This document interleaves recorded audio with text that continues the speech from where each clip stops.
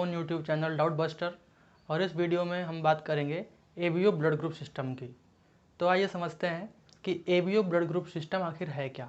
Blood groups वैसे तो mostly 35 से 40 टाइप्स के ब्लड ग्रुप्स प्रेजेंट होते हैं हमारे ब्लड में, बट सबसे ज़्यादा क्लिनिकल इंपॉर्टेंस दो ब्लड ग्रुप टाइप्स का होता है, एक एबीओ ब्लड ग्रुप टाइप और दूसरा आरएच ब्लड ग्रुप टाइप। जब हम ब्लड को किसी पेशेंट को ट्रांसफ्यूज करते हैं तो इन्हीं दोनों ब्लड ग्रुप्स की वजह से कॉम्प्लेक्सिटीज़ डेवलप होती हैं, तो इसीलिए एबीओ ब्लड ग्रुप और आरएच ब्लड ग्रुप को पढ़ना इम्पॉर्टेंट होता है। तो बेसिकली हम सुनते हैं कि किसी का ब्लड ग्रुप ए है तो किसी का बी है, किसी का ए बी है या किसी का ओ है। तो ऐसा क्यों होता है, ये समझने के लिए हमें समझना पड़ेगा ब्लड का कंपोजिशन। ब्लड के कंपोजिशन में हम पढ़ चुके हैं कि एक प्लाज्मा होता है 55% और बाकी 45% होते हैं फॉर्म्ड एलिमेंट्स, और फॉर्म्ड एलिमेंट्स में आरबीसीज, डब्ल्यूबीसीज और प्लेटलेट्स पाए जाते हैं। और आरबीसीज का जो केमिकल नेचर होता है वो डिसाइड करता है कि किसी पर्सन का ब्लड ग्रुप क्या होगा।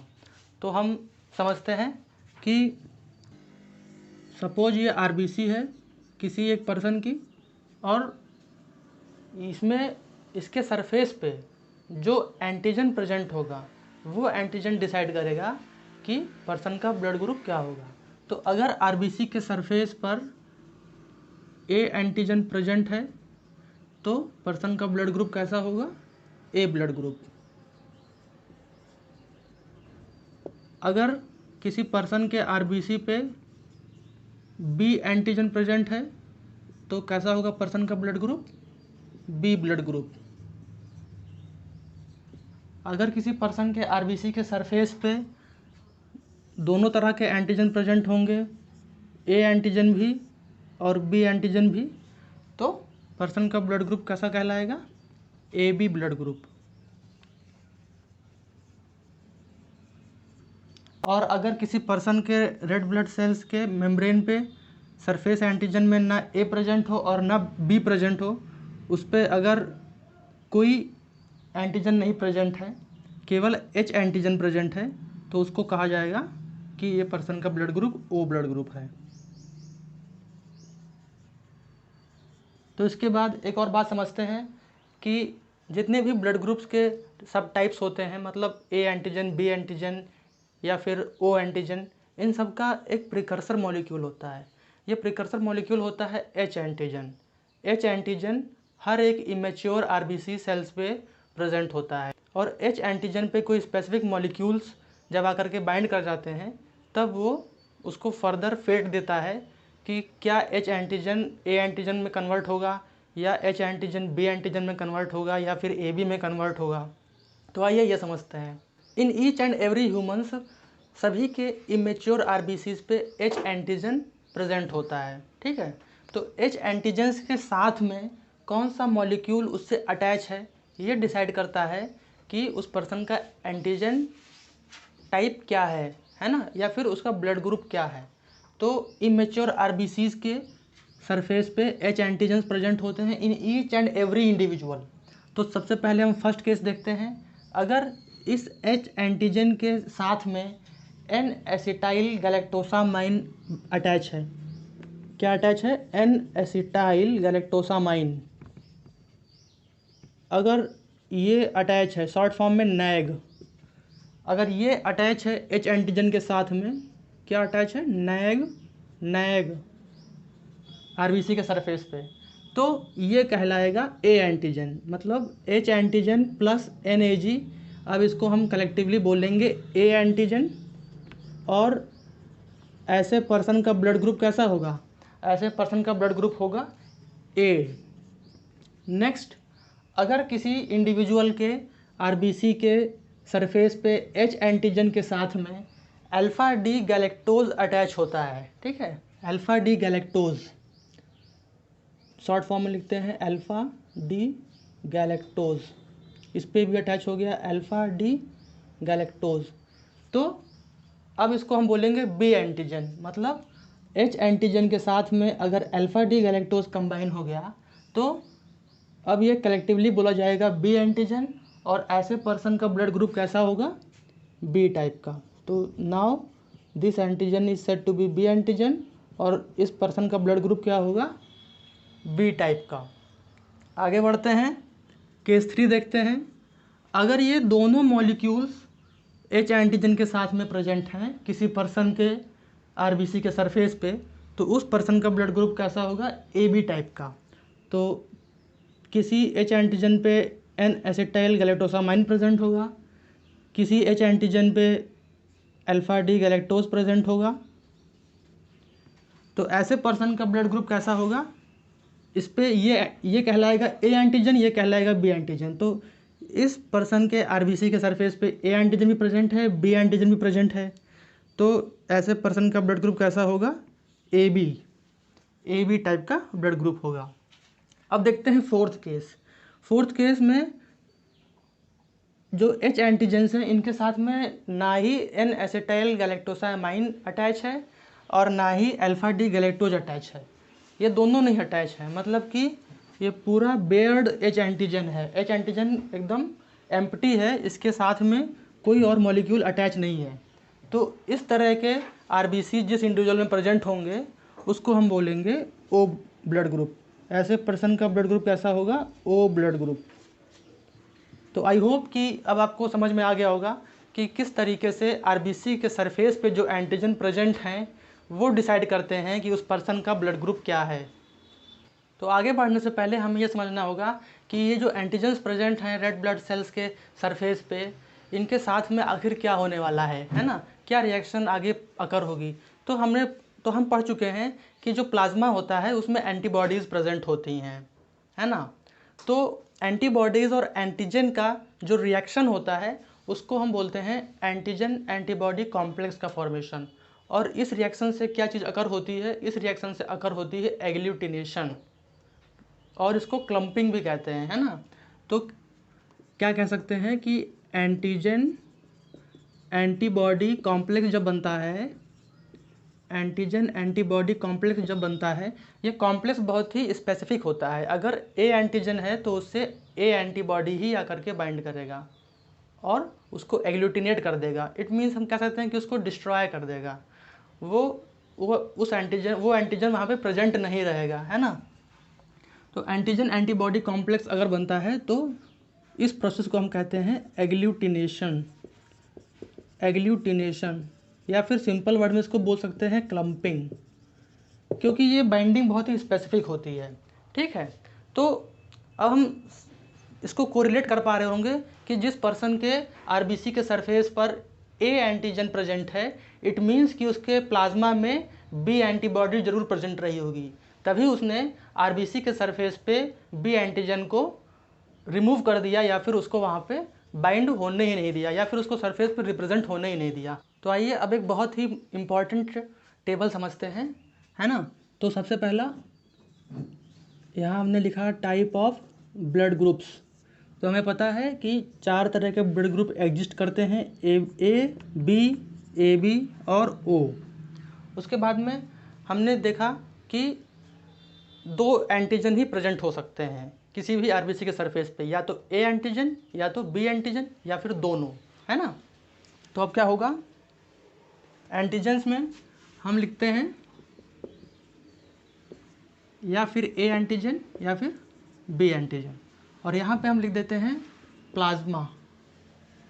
यहाँ पे हम क्या लिखते हैं, यहाँ पे हम लिखते हैं प्लाज्मा। और अब प्लाज्मा में हमें डिटरमाइन करेंगे कि किस इंडिविजुअल के प्लाज्मा में कौन सा एंटीबॉडी प्रेजेंट है ना। तो सबसे पहला केस हम देखते हैं, जिस पर्सन का ब्लड ग्रुप ए है तो उसके आरबीसी के सरफेस पे ए एंटीजन प्रेजेंट होगा ही होगा। तो ए एंटीजन प्रेजेंट होगा मतलब बी एंटीजन प्रेजेंट नहीं होगा। बी एंटीजन प्रेजेंट नहीं है मतलब क्या हुआ कि एंटीबॉडी बी होगी उसके प्लाज्मा में, ऐसे पर्सन के प्लाज्मा में एंटीबॉडी बी होगी, तो क्या हो गया, एंटी बी। नेक्स्ट केस देखते हैं, जिन पर्सन्स का ब्लड ग्रुप बी है तो उनमें कौन सा एंटीजन प्रेजेंट होगा आरबीसी के सरफेस पे, बी एंटीजन। तो बी प्रेजेंट होगा लेकिन ए नहीं होगा, और अगर ए नहीं है वहाँ पे इसका मतलब कि उस पर्सन के प्लाज्मा में कौन सा एंटीबॉडी है, एंटी ए। आई होप कि आप लोगों को समझ में आ रहा होगा। नेक्स्ट ए बी, जिस पर्सन का ब्लड ग्रुप ए बी है उसके आरबीसी के सरफेसेस पे ए एंटीजन और बी एंटीजन दोनों प्रेजेंट हैं। तो ए भी प्रेजेंट है, बी भी प्रेजेंट है। और अब प्लाज्मा, क्या प्लाज्मा में एंटीबॉडीज़ प्रेजेंट है इसके अगेंस्ट में? अगर प्रेजेंट होती तो ये एंटीजन्स प्रेजेंट नहीं होते। इट मीन्स कि जिन पर्सन का ब्लड ग्रुप ए बी होता है उनके प्लाज्मा में कोई एंटीबॉडी नहीं होती है, no antibodies, no antibodies. Last case देखते हैं, जिस पर्सन का ब्लड ग्रुप ओ टाइप का है उसके आरबीसी पे कौन कौन से एंटीजन प्रेजेंट हैं। तो इनके आरबीसी के सरफेस पे ना ही ए एंटीजन प्रेजेंट है ना ही बी एंटीजन प्रेजेंट है। इट मीन्स कि इनके प्लाज्मा में दोनों टाइप्स के एंटीबॉडीज़ प्रेजेंट हैं, है ना। तो जिन पर्सन्स का ब्लड ग्रुप ओ है उनके प्लाज्मा में एंटी ए और एंटी बी प्रेजेंट है।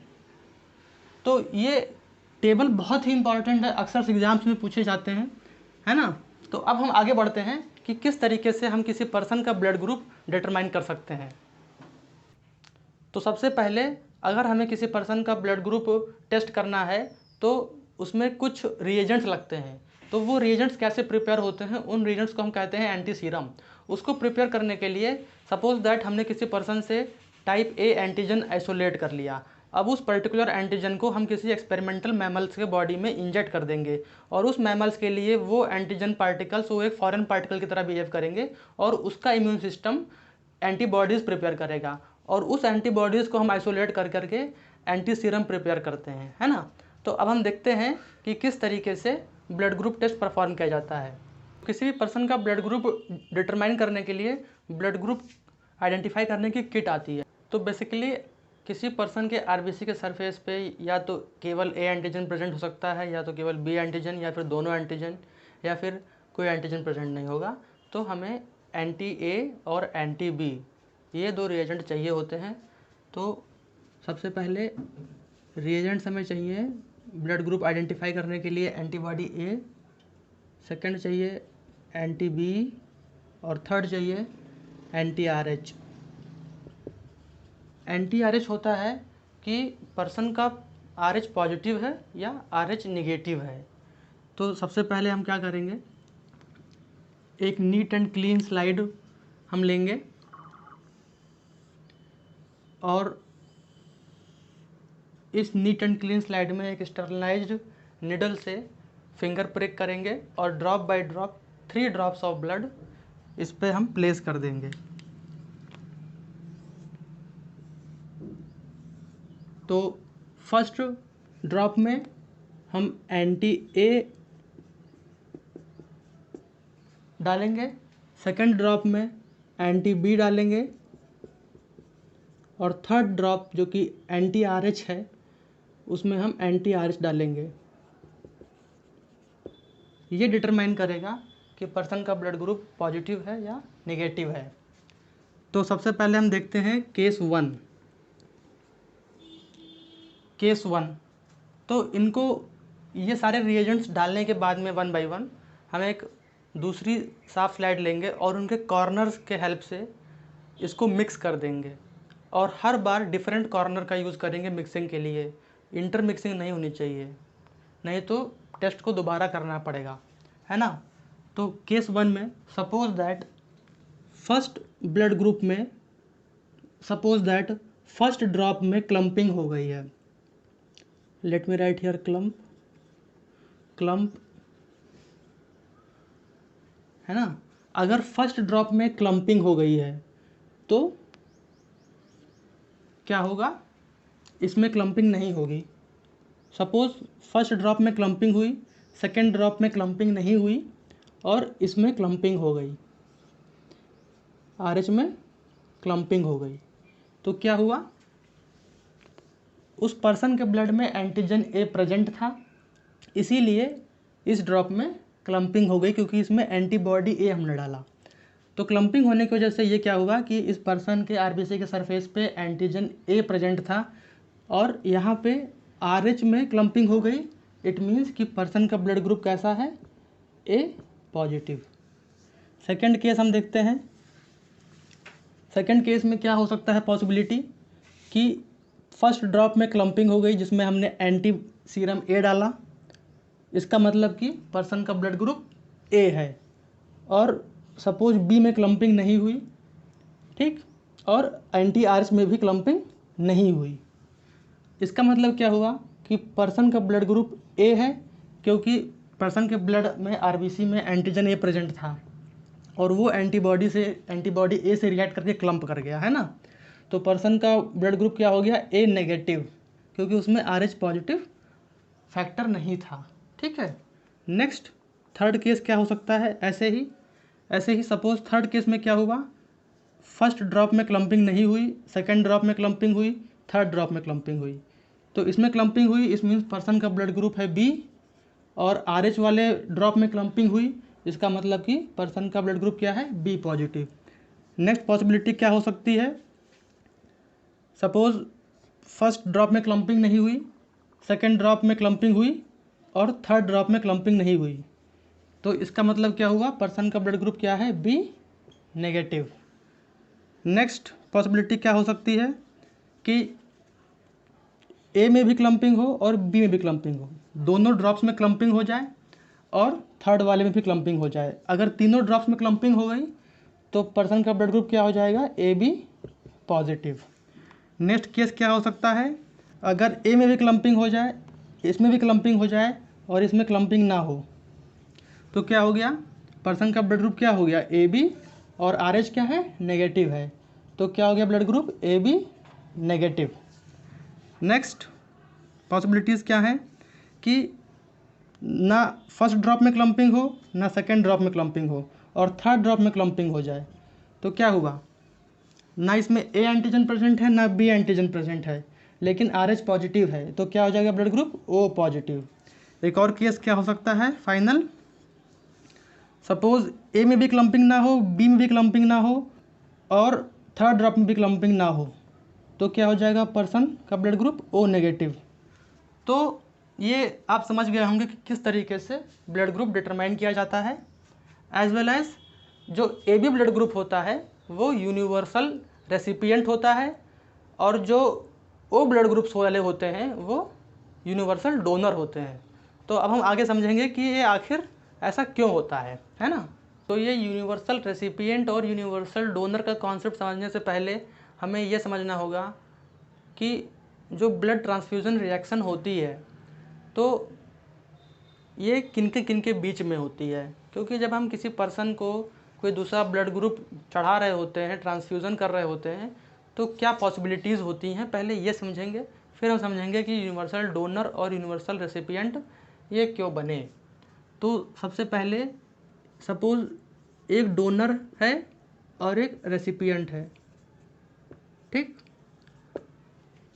डोनर जिसका ब्लड रेसिपिएंट को दिया जाएगा, है ना, और रेसिपिएंट क्या करेगा, डोनर का ब्लड रिसीव करेगा। तो होता क्या है कि जितने भी ट्रांसफ्यूज़न रिएक्शंस होते हैं ये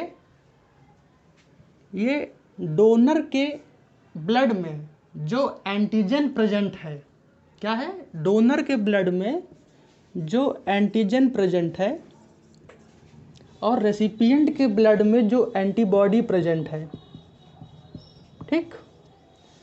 तो इन दोनों के बीच में जो रिएक्शन होती है इसी को कहते हैं ट्रांसफ्यूज़न रिएक्शन। और इसके साथ में एक बात और, ये ऐसा नहीं हो सकता कि डोनर की एंटीबॉडी रेसिपिएंट के एंटीजन से रिएक्ट करे, इट इज़ नॉट पॉसिबल। अगर ये कॉन्सेप्ट नहीं क्लियर होगा तो ये यूनिवर्सल डोनर और यूनिवर्सल रेसिपिएंट क्यों हैं ये बात समझ में नहीं आएगी। तो पहली चीज़ हमें ये ध्यान रखनी है कि डोनर का जो एंटीजन होगा उसके ब्लड ग्रुप का और रेसिपिएंट का जो एंटीबॉडी होगा उन्हीं में रिएक्शन होती है। तो अब सबसे पहले हम समझेंगे कि जिस पर्सन का ब्लड ग्रुप ओ है, जिस पर्सन का ब्लड ग्रुप ओ है वो यूनिवर्सल डोनर क्यों है। तो अभी हमने देखा था कि जिन पर्सन का ब्लड ग्रुप ओ है उसके आरबीसी के सरफेस पे कोई एंटीजन प्रेजेंट ही नहीं था, केवल एच एंटीजन्स प्रेजेंट थे, कोई उनमें स्पेसिफिक नहीं हुआ था कि ये ए एंटीजन है और ये बी एंटीजन है ना। तो इस वजह से, क्योंकि ओ ब्लड ग्रुप वाले पीपुल यूनिवर्सल डोनर इसलिए होते हैं क्योंकि इनके आरबीसी के सरफेस पे कोई एंटीजन प्रेजेंट नहीं है। RBC surface have no antigens. तो जब कोई एंटीजन नहीं है, मैं यहाँ पे एंटीजन रिमूव कर दे रहा हूँ, कोई एंटीजन ही नहीं है, तो वो रेसिपिएंट की एंटीबॉडी से कोई रिएक्शन ही नहीं परफॉर्म करेगा। और जब वो रिएक्शन परफॉर्म नहीं कर सकता तो वो यूनिवर्सल डोनर हो गया, वो किसी को भी ब्लड ट्रांसफ्यूज किया जा सकता है ना। तो अब समझते हैं यूनिवर्सल रेसिपिएंट का कॉन्सेप्ट। यूनिवर्सल रेसिपिएंट्स होते हैं ए बी ब्लड ग्रुप वाले पीपुल यूनिवर्सल रेसिपिएंट होते हैं। इट मीन्स कि ये हर ब्लड ग्रुप वाले ब्लड को रिसीव कर सकते हैं क्योंकि इनके प्लाज्मा में कोई एंटीबॉडी ही प्रेजेंट नहीं होती। तो इनके केस में क्या होगा, इनके केस में डोनर्स के पास तो एंटीजन प्रेजेंट होगा लेकिन इनके पास में कोई एंटीबॉडी प्रेजेंट नहीं होगी। तो जब एंटीबॉडी प्रेजेंट नहीं होगी तो ट्रांसफ्यूजन रिएक्शन क्या पॉसिबल है? नहीं पॉसिबल है। तो इनके केस में क्या होता है कि ऐसे पर्सन्स जिनका ब्लड ग्रुप ए बी है उनके प्लाज्मा में कोई एंटीबॉडीज़ नहीं होती हैं। तो दिस इज़ द रीज़न कि why O blood groups are universal donor and A B blood groups are universal recipient. तो बेसिकली ये ब्लड ट्रांसफ्यूजन रिएक्शंस तब होती हैं जब by mistake wrong blood transfuse हो जाता है, रॉन्ग ब्लड ग्रुप टाइप का ब्लड किसी पर्सन को ट्रांसफ्यूज हो जाता है। तो इसमें बहुत ज़्यादा कॉम्प्लिकेशंस हैं। अगर ब्लड ट्रांसफ्यूज हो गया, उसमें रिएक्शन हो गया तो उसमें क्लम्पिंग होगी और आरबीसीज में क्लम्पिंग स्टार्ट होगी तो उससे क्या होगा, उससे हीमोलाइसिस होगा, आरबीसी का ब्रेकडाउन स्टार्ट होगा। और आरबीसी का ब्रेकडाउन स्टार्ट होगा it means antigen antibody complex form हो गए बॉडी में। एंटीजन एंटीबॉडी कॉम्प्लेक्स जब फॉर्म हो गए हैं उनको हमारी बॉडी रिमूव करने का प्रयास करेगी। तो रिमूव करने के लिए क्या होगा कि कभी कभी ये एंटीजन एंटीबॉडी कॉम्प्लेक्स क्या करते हैं, ये नेफ्रॉन को ब्लॉक कर देते हैं और नेफ्रॉन में जब ये पहुँचते हैं और जब उसमें ब्लॉकेज कर देते हैं तो एक कंडीशन अराइज होती है जिसे हम कहते हैं एक्यूट रीनल फेलियर। तो ये कॉम्प्लेक्सिटीज़ हैं और अगर ये कॉम्प्लेक्सिटीज़ हो जाती हैं तो इनका रिएक्शन इतना क्विक होता है, इतना इंस्टेंटेनियस होता है कि बहुत सारे कैटास्ट्रॉफिक इवेंट्स को लीड करती हैं और अल्टीमेटली पेशेंट कोलैप्स कर जाता है। तो इस वीडियो लेक्चर में इतना ही। अगर आपको ये वीडियो अच्छी लगी हो तो इसको लाइक करिए, शेयर करिए और चैनल को सब्सक्राइब जरूर करिए। Thank you for watching.